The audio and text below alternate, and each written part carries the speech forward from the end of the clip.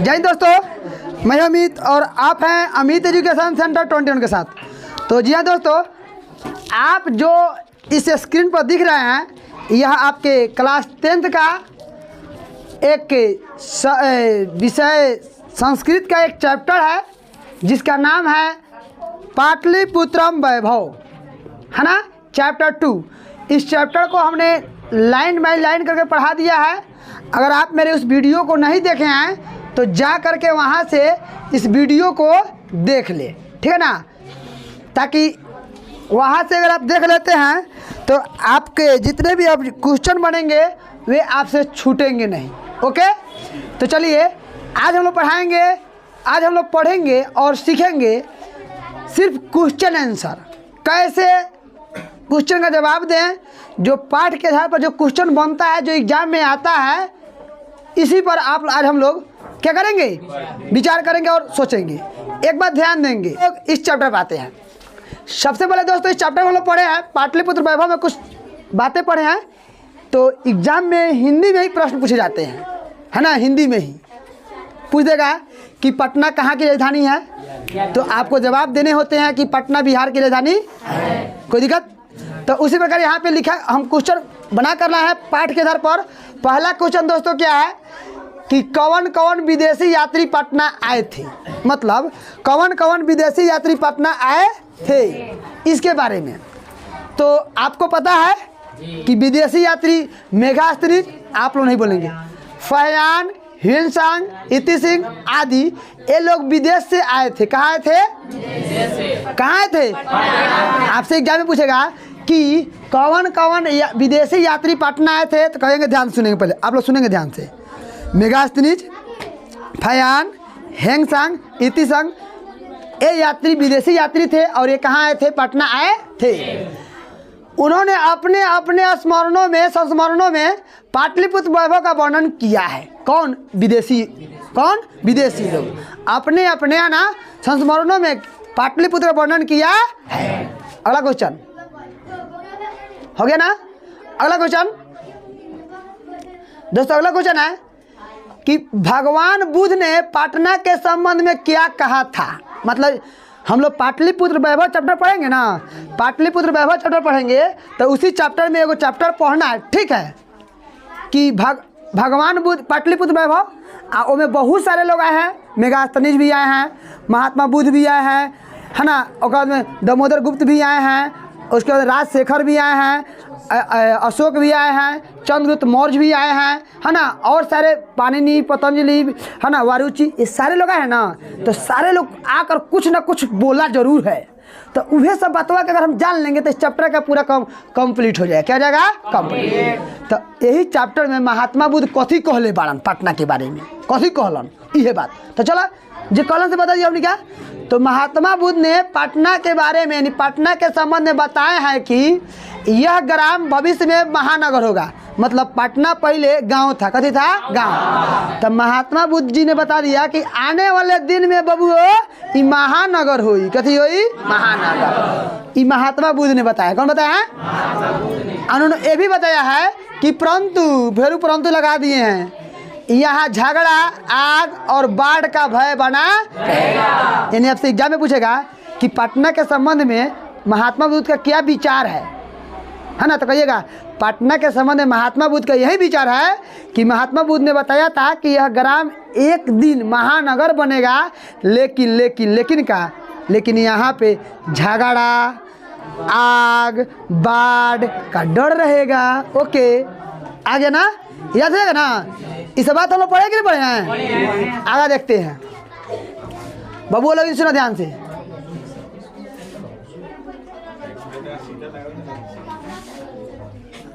हाँ दे, अब दिख रहा है। हाँ बाबू लोग सुनेंगे।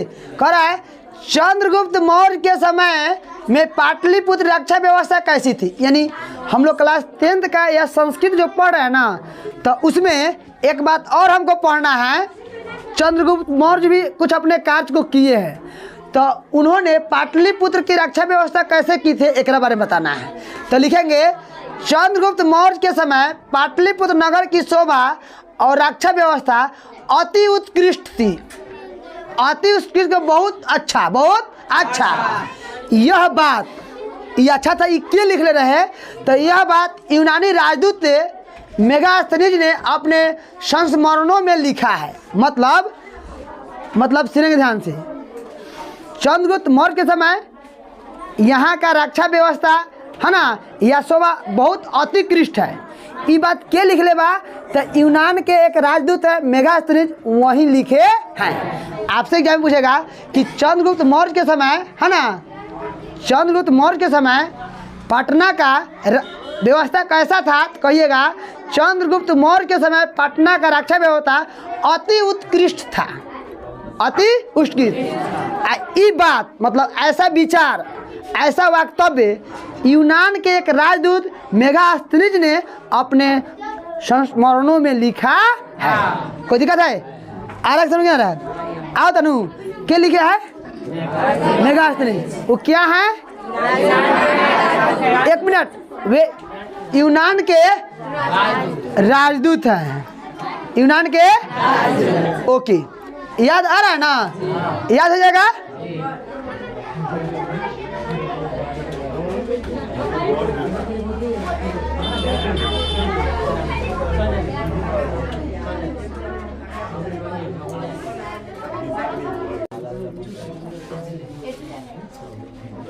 आगे देखेंगे तो इतना हम लोगों ने जान लिया।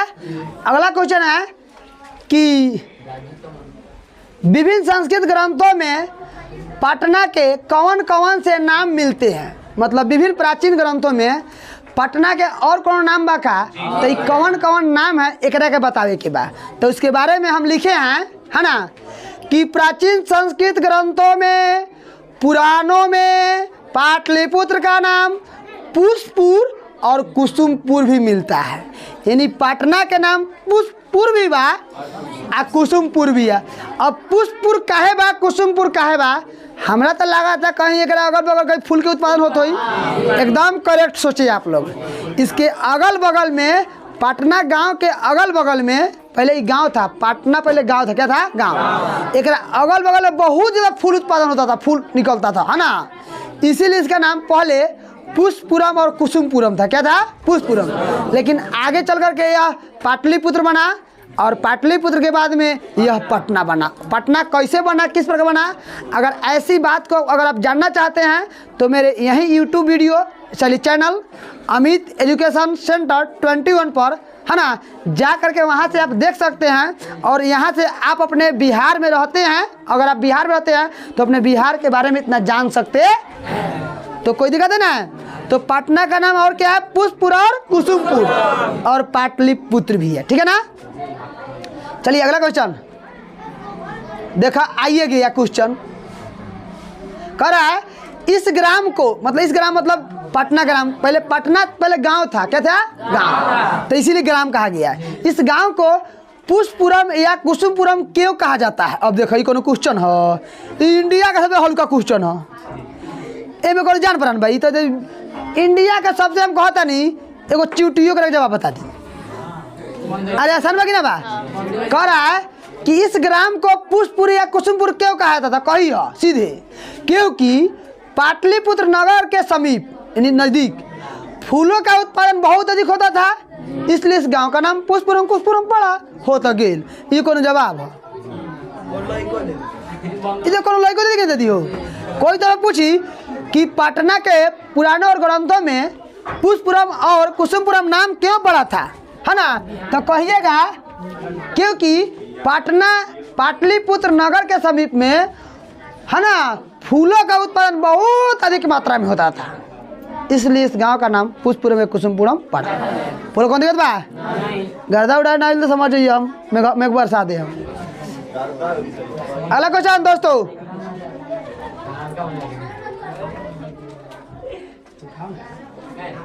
हाँ अगला क्वेश्चन। अब देखिए एक और क्वेश्चन है, कोनो क्वेश्चन है मेगास्थनीज कौन था? है देखो कोनो क्वेश्चन बा। उसने पटना के संबंध में क्या लिखा है?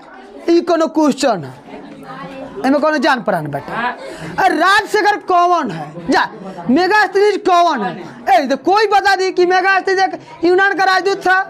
ये कोनो क्वेश्चन है, इनमें कोनो जान पड़ान बेटे। तो बबिया बता देगी। जो मेगास्त्रीज था यूनान का राजदूत था, हो गया। वह चंद्रगुप्त मौर्य के दरबार में पाटलिपुत्र आया था। जब पटना में पटना का राजकाज चंद्रगुप्त मौर्य का था ना, वही समय में वो आया था ही पटना में। कौन? मेगास्त्रीज उस आया था। तो अपने ग्रंथों में उन्होंने लिख दिया, क्या लिख दिया कि पाटलिपुत्र महानगर की शोभा और रक्षा व्यवस्था अति उत्कृष्ट है। यानी आपसे पूछेगा कि मेगास्त्रीज कौन है, तो कहिएगा मेगास्त्रीज यूनान का राजदूत है ना। जब पटना का राजकाज चंद्रगुप्त मौर्य के हाथों में था, तब है ना वे कहाँ आए थे। तो कहिएगा मेगास्त्रीज कौन था, उसने पटना के संबंध में क्या लिखा है, तो कहिएगा मेगास्त्रीज यूनान का राजदूत था, है ना। लिखिएगा चंद्रगुप्त दरबार में चंद्रगुप्त जो था ना मौर्य, यह पाटलिपुत्र चंद्रगुप्त के समय में आया था। पटना कौन आया था जी? कौन? मेगास्त्रीज आया था।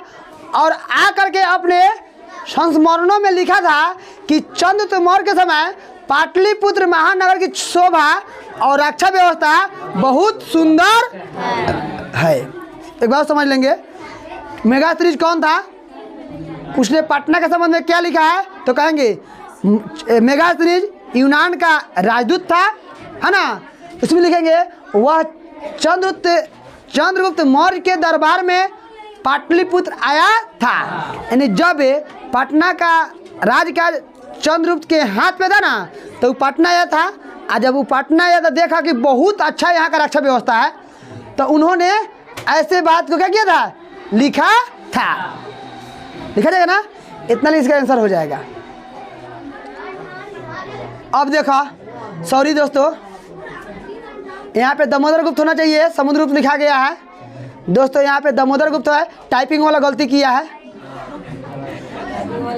टाइपिंग वाला गलती किया, ठीक है ना दोस्तों। यहाँ पे दामोदर गुप्त होगा, आप लोग मिला लेंगे। हाँ आदमी है भाई, इंसान है, गलती हो गया। दामोदर गुप्त, ठीक है ना। वो गलती करने वाला कर दे, उससे पूछेंगे चल करके, हम ध्यान देंगे। हो गया गलती, एक मिनट ध्यान देंगे। अब बोलिए, अब भाई देखा ये करो क्वेश्चन है, दामोदर गुप्त कौन था? यहाँ पे दामोदर गुप्त होगा, समुद्रगुप्त नहीं। इन्होंने पटना के संबंध में क्या लिखा, अब देखो ये करो क्वेश्चन है। हमारा तो लगा था पृथ्वी पर सबसे हल्का क्वेश्चन तो ये बटे, पृथ्वी के सबसे हल्का क्वेश्चन तो ये बटे। हाँ तो कहिए दामोदर गुप्त संस्कृत साहित्य के रचनाकार थे। अरे दामोदर गुप्त कौन थे, तो कहेंगे दामोदर गुप्त संस्कृत साहित्य के रचनाकार थे। नहीं याद है, ये पृथ्वी पर का सबसे हल्का क्वेश्चन बा।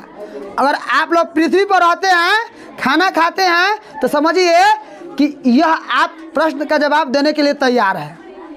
ये कोई क्वेश्चन जान परान बाय में हो, कौनो जान पराने में नहीं के हो गेल। अब इन्होंने यानी चंद्रगुप्त दामोदर गुप्त ने पटना के बारे में क्या बताया, इसके बारे में जानना है। तो ये बताया है इन्होंने कूटनिम्ताख्य की काव्य की रचना किया है। कूटनिम्ताख्य, यहाँ भी गलती किया है, कूटनिम्ताख्य काव्य की रचना किया है। दामोदर गुप्त ने कूटनिम्ताख्य काव्य की रचना किया है।